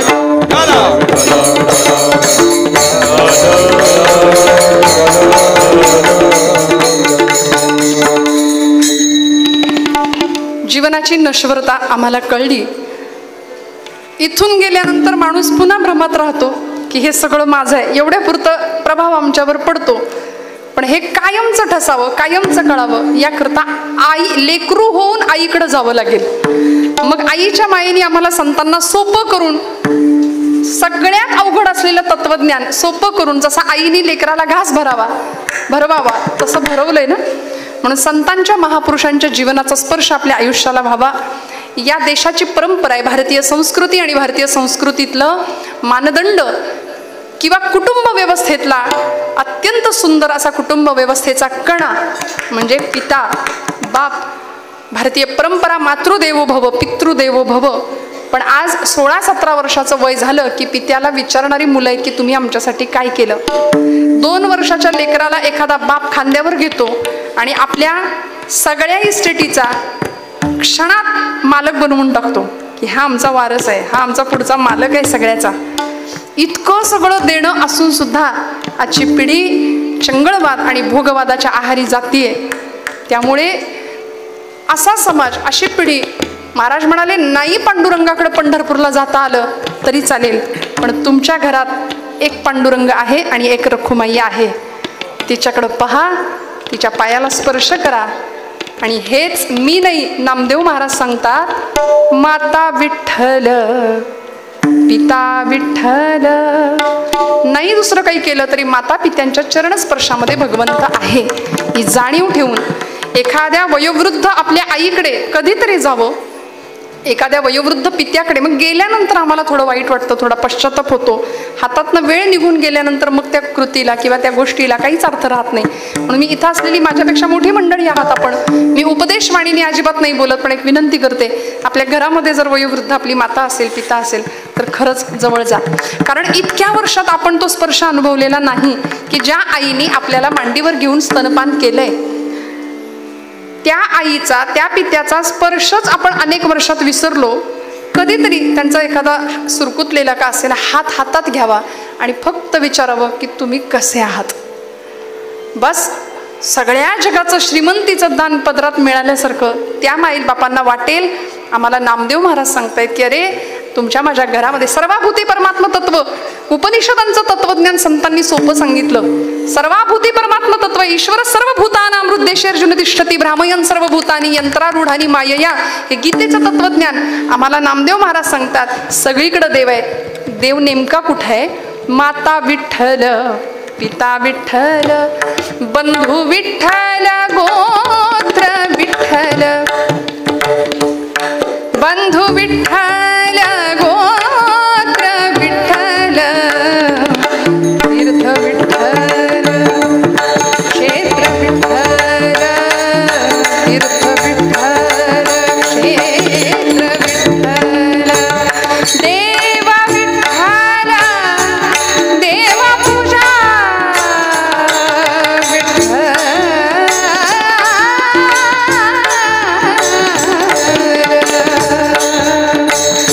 देव विठ्ठल देव पूजा विठ्ठल, तीर्थ विठ्ठल क्षेत्र विठ्ठल,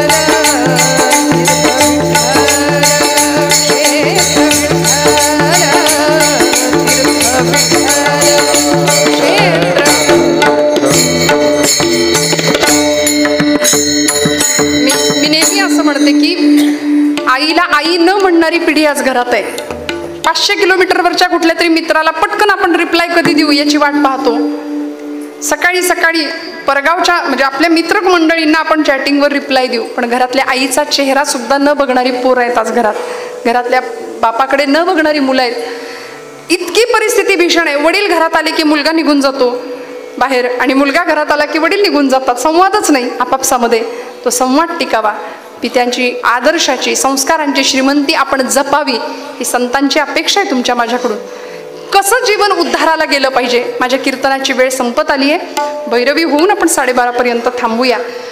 पण महाभारतातलं असं एक व्यक्तिमत्व आहे, एक पितृतुल्य व्यक्तिमत्व आहे की ज्या व्यक्तिमत्वाला स्वतःची भक्ती ही जगाला दाखवण्याकरता नाही केली, पण देवाला मात्र प्रिय होती. आमची भक्ती ही दिखाव्याची असते. ब्रह्मचैतन्य गोंदवलेकर महाराजांचं वाक्य आहे, आपला परमार्थ घरातल्या लोकांना सुद्धा कळता कामा नये. आपण सगळ्या जगाला दाखवतो आपला परमार्थ. परवा वारीमध्ये एका आजीचं वाक्य ऐकलं. ती म्हणाली, वारी गिनायची नसते, वारी म्हणजे वारी मोजायची नाही, कितवी वारी माझी हे मोजायचं सुद्धा नाही म्हणाली. आम्ही इतकं केलं, आमचं नाम इतकं झालं, आम्ही इतकं केलं, आम्ही इतकं केलं मान्य, नाम एवढं झालं, पण साठलं किती हे महत्वाचं आहे. सारखंच जर विड्रॉल असेल तर बँकेत जसं साठत नाही ना, तसं आम्ही सतत देवाकडे गारणं गात राहिलो आणि सकाम भक्ती करत राहिलो तर आमचं नाम आम्ही केलं तरी ते सेव्ह नाही होणार, ते साठणार नाही. मग नाम साठलं पाहिजे.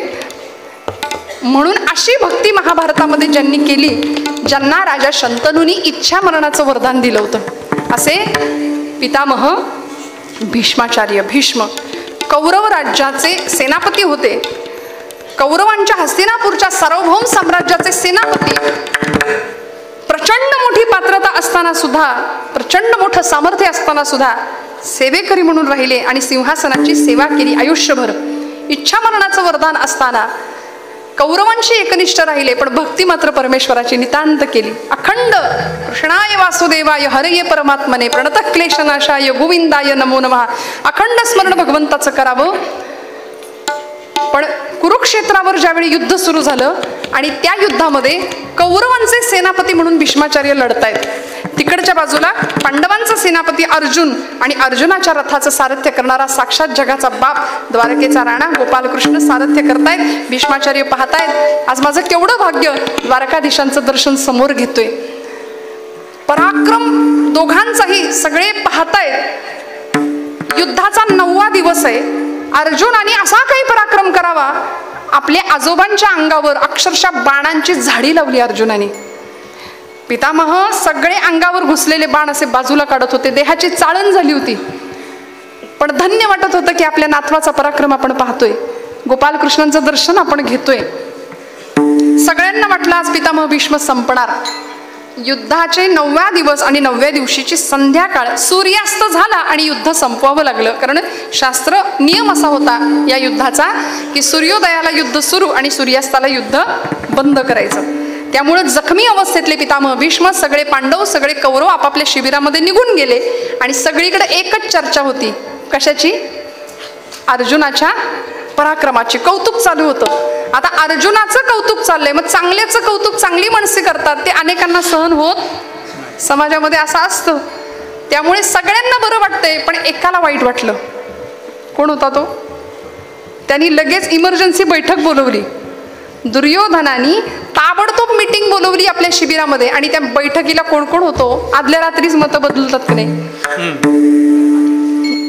जाऊ दे ना, अजून स्पष्ट सांगत नाही, पण सुज्ञास पटकन लगेच कळतं काय म्हणायचं असतं.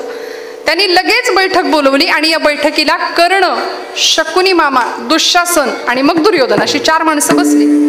दुर्योधनाने प्रश्न उपस्थित केला मामांसमोर. मामा, आज 9 दिवस झाले युद्धाला सुरू होऊन माझ्या 100 भावांपैकी निम्म्यापेक्षा जास्त भाऊ संपले आणि त्या पांडवांपैकी एकाही वीराला आपण कोणी मारू शकला नाही. या युद्धाचा परिणाम काय होणार असा प्रश्न दुर्योधनाने विचारला.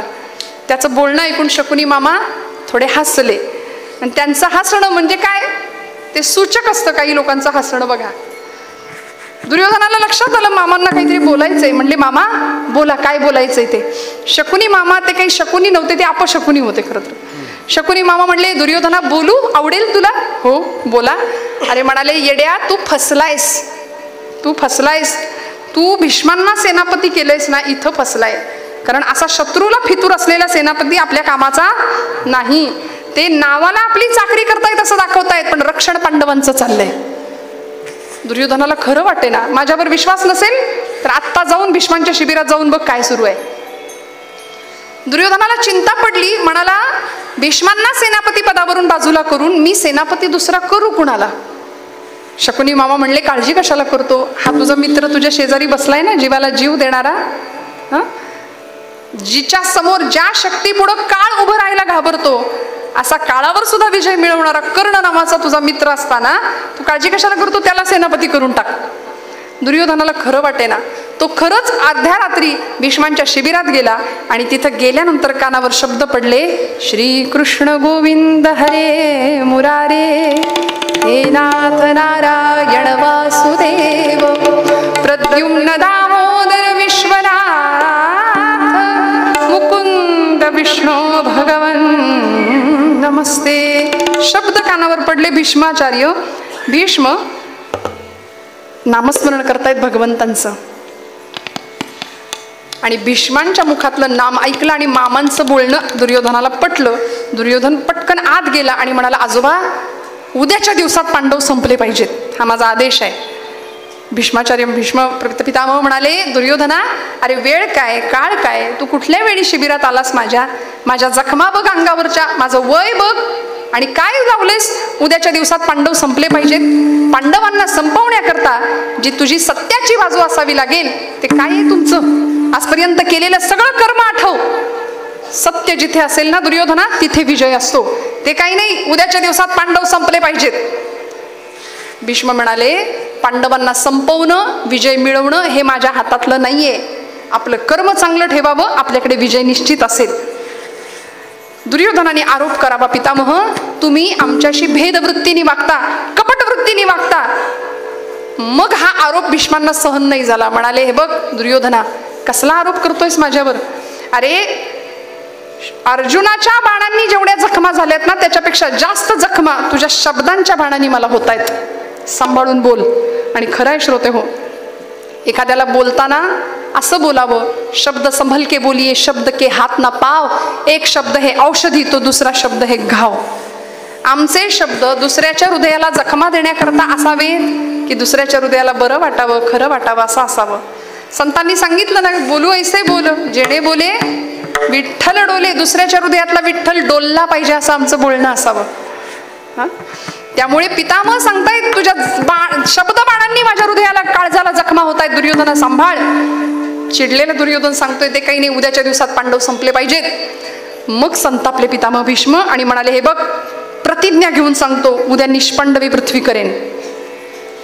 उद्याच्या दिवसात पांडव संपणार अशी भीष्मांनी प्रतिज्ञा केल्यावर दुर्योधनाला फार बरं वाटलं, पण तरी सुद्धा एक संशयाची पाल मनात चुकचुकली आणि म्हणाला, संपले नाहीत तर, हे जर तर फार भयानक असतं बरं का, संपले नाहीत तर काय करायचं. भीष्म म्हणाले, जर तर माझ्याकडे नसतं, मी एकदा बोललो म्हणजे बोललो, म्हणून तर माझ्या शब्दांना भीष्म प्रतिज्ञा असं म्हणतात. ज्या शब्दांमध्ये फेरबदल होऊच शकत नाही, मी बोललो म्हणजे बोललो, उद्याच्या दिवसात पांडव संपणार. पण तरी सुद्धा आजोबा म्हणले, संपले नाहीत तर काय करायचं, तर हा भीष्म तुमच्या मार्गातनं बाजूला होईल, दुसऱ्या कुणाला सेनापती करायचंय तो कर, असं दुहेरी प्रतिज्ञेने पितामह बोलले. आणि मग याला बरं वाटलं, निघून गेला. याला वाटलं आपलं कुणीच ऐकलं नाही, पण देवाचं गुप्तहेर खातं काही साधं होतं का. भगवंतापर्यंत बातमी पोहोचली, देवांकडून पांडवांकडे बातमी पोहोचली, द्रौपदीकडे बातमी पोहोचली, आणि द्रौपदी भगवंतांकडे आली आणि म्हणाली, देवा भाऊ म्हणवतोस ना माझा, उद्या माझ्या सौभाग्यावर घाला येणार आहे, आता लवकर काय करायचं ते कर. अर्ध्या रात्री द्रौपदी माता भगवंतांना घेऊन किंवा भगवंत द्रौपदीला घेऊन शत्रूच्या शिबिरात म्हणजे पितामह भीष्मांच्या शिबिरात आले. आणि पितामह भीष्मांच्या सह कुणीच आपल्याला ओळखू नये म्हणून देवानी जोडा राख्याचं सोंग घेतलं होतं. गडी झाला द्रौपदीचा. बघा ना, द्रौपदी म्हणते, देवा तुला सगळे तिथं ओळखणार, सिक्युरिटी केवढी असेल तिथं, तूच मला घेऊन जाणार, काळजी करू नको. म्हणाले, मी सोंग घेणार आहे, मला नाटक करणं काही नवीन नाही, मी लहानपणापासून तेच करत आलोय. त्यामुळे उत्तम वेश बदलला आणि पटकन जोडा राख्याचं गड्याचं सोंग घेतलं. देव गडी झाला. तुका म्हणे त्याचा देव सर्व भार, चालवी कामार होऊन या. किती सांभाळतो, क्षणोक्षणा सांभाळितो, साक्षी होतो आपुरा, साक्षी होतो आपुरा, साक्षी होतो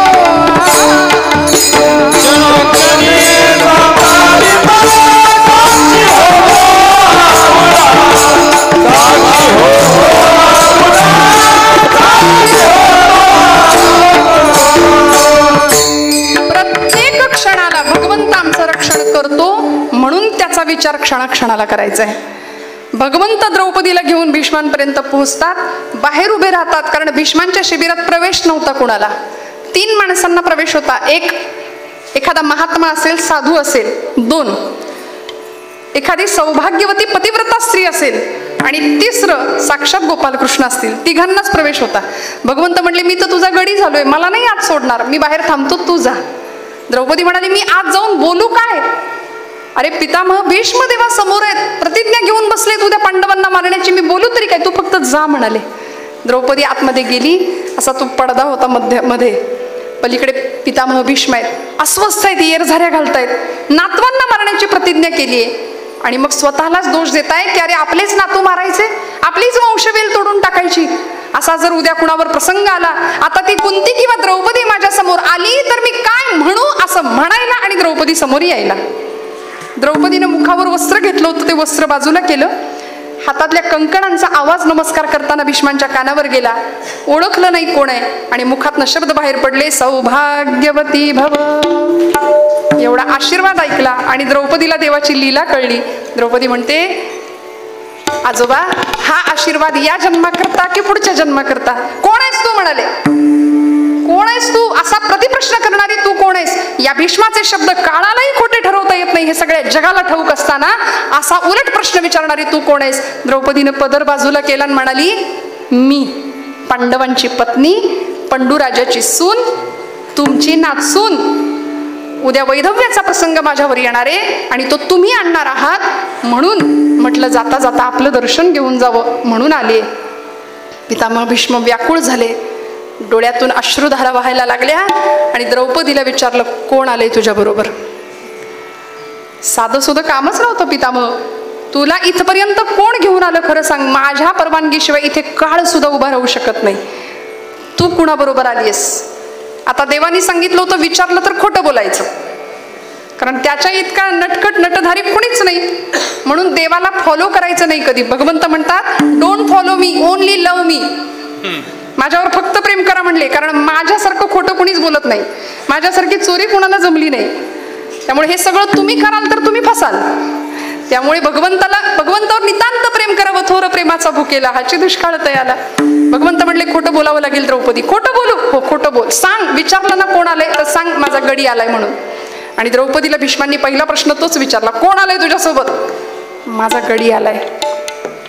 कोण आलंय? माझा जोडा राख्या गडी आलाय म्हणाली. द्रौपदी, खरं सांग कोण आलंय? माझा गडी आलाय. खरंय म्हणाले द्रौपदी. घळघळ नेत्राश्रू व्हायला लागले आणि सांगतात, द्रौपदी, तुझ्या आणि पांडवांच्या सौभाग्याचा जोडा कायम राखणारा त्रिभुवन सम्राट, द्वारकेचा राणा, द्वारकाधीश गोपालकृष्ण बाहेर उभा आहे ना. सांग द्रौपदी. धावले पितामह भीष्म, नमस्कार केला, लोटांगण घातलं आणि भगवंता म्हणतायत, वारे वा देवा, पांडवांकरता ही अशी सोंग घ्यायची आणि आम्हाला साधं दर्शन पण द्यायचं नाही. भगवंत म्हणतात, आता नातवांना मारून आजोबांनी जिवंत राहण्यात काय अर्थ आहे? म्हणून भगवंतांनी आज्ञा दिली, इच्छा मरण. पितामह भीष्मांनी स्वीकारलं.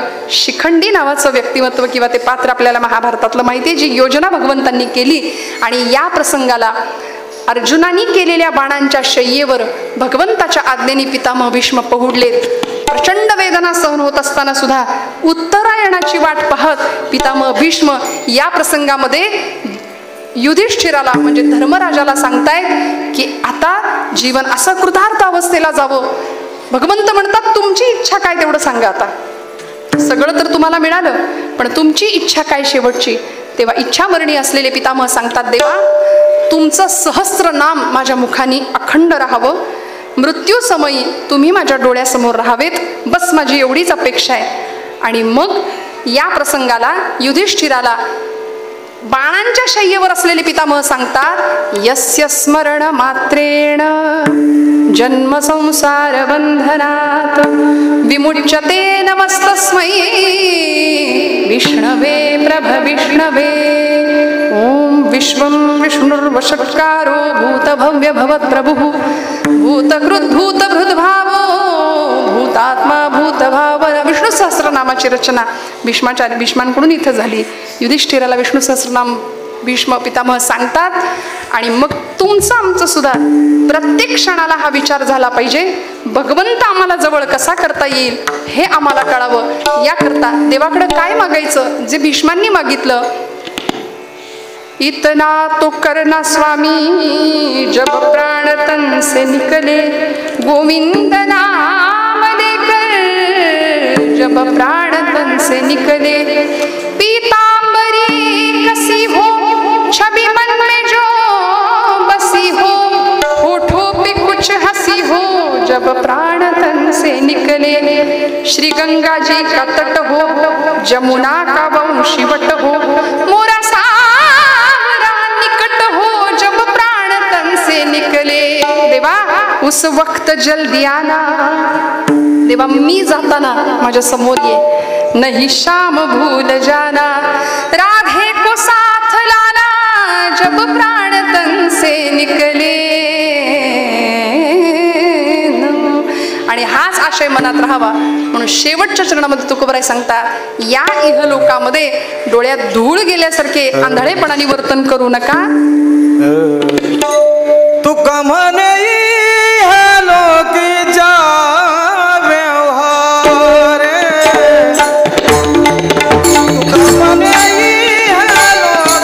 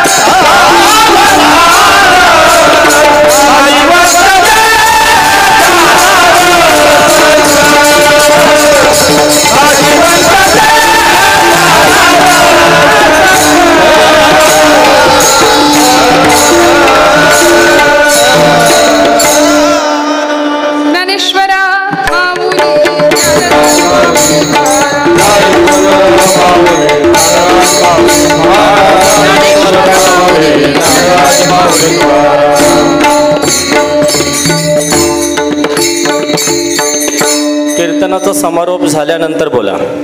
तुका सगळ्यांचा आभार व्यक्त केल्यानंतर तुका म्हणे इहलोकीच्या व्यवहारे नका डोळे धुरे भरूनी राहू.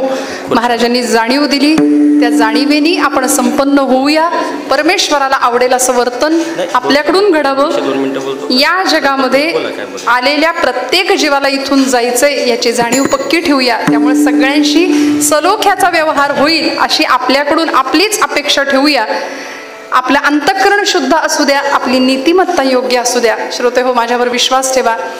आपलं जर अंतःकरण शुद्ध असेल, नीतियुक्त आचरण असेल, तर मी हात जोडून आपल्याला सांगते, परमेश्वर काटा सुद्धा टोचू न देण्याची जबाबदारी घेतो. देव आपल्याला पुरेपूर सांभाळतो. आपण प्रमाण ऐकलं, क्षणोक्षणी सांभाळितो, साक्षी होतो आपुला. देव आपल्याला सांभाळतो, पण कधी? प्रत्येक क्षणाला ज्याला त्याची आठवण आहे. क्षणक्षणा हाची करावा विचार, तरावया पार भव सिंधू. तुकोबरायांच्या या 4 चरणांच्या अभंगाला यथाशक्ती यथामती स्पर्श करण्याचा प्रयत्न केला. अभंग एका कीर्तनात किंवा काय कधीच सुटूच शकत नाही. आपण अभंग सोडवणारे कोण आहे? तुम्ही म्हणाल, मग ताई एवढा वेळ काय केलं? अभंग नाही सुटू शकत, कारण तुकोबांना काय म्हणायचंय आपण नाही सांगू शकत. मी नेहमी श्रीपाद शास्त्री भडांगेंचं वाक्य कीर्तनामध्ये बऱ्याचदा बोलते. महाराज म्हणायचे, अभंग सुटला तेव्हाच म्हणावं जेव्हा कीर्तन करता करता हा देह पडला. अभंग सुटत नाही. ज्ञानोबांचा तुकोबांचा भाव आपल्याला समजू शकत नाही. फक्त आपण त्यांची लेकरं व्हायचं, मग आपल्याला आईच्या मायेनी संत आणि परमात्मा सांभाळल्याशिवाय राहत नाही. झालेली सेवा भगवंत चरणावर समर्पित करते. बोलत असताना काही वेडवाकडं गेलं असेल तर मोठ्या अंतकरणाने क्षमा करा.